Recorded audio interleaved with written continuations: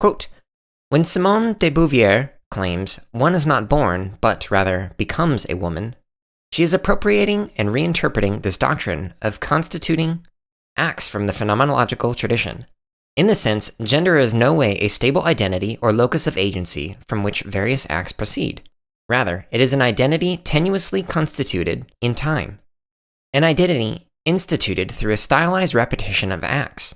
Further, gender is instituted through the stylization of the body, and hence, must be understood as the mundane way in which bodily gestures, movements, and enactments of various kinds constitute the illusion of an abiding gendered self.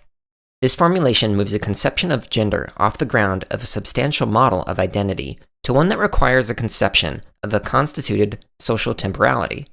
Significantly, if gender is instituted through acts which are internally discontinuous, then the appearance of substance is precisely that, a constructed identity. A performative accomplishment which the mundane social audience, including the actors themselves, come to believe and to perform in the mode of belief. If the ground of gender identity is a stylized repetition of acts through time, and not a seemingly seamless identity, then the possibilities of gender transformation are to be found in the arbitrary relation between such acts, in the possibility of a different sort of repeating, in the breaking or subversive repetition of that style. End quote. Okay, so that was a long quote.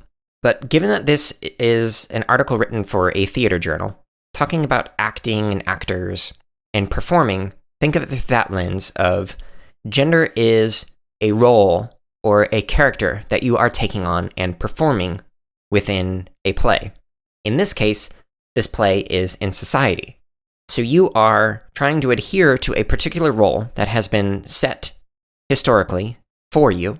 Someone is giving you the script, and you are having to learn how to act out that script.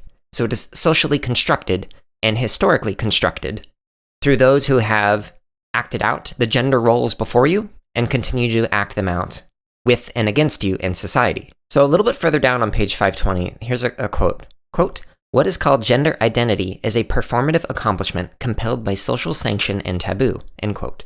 Okay, so if we think of this as what is a social sanction and taboo? A gender identity, you are performing your identity, however you identify, whether you identify as non-binary, as male, female, however you identify.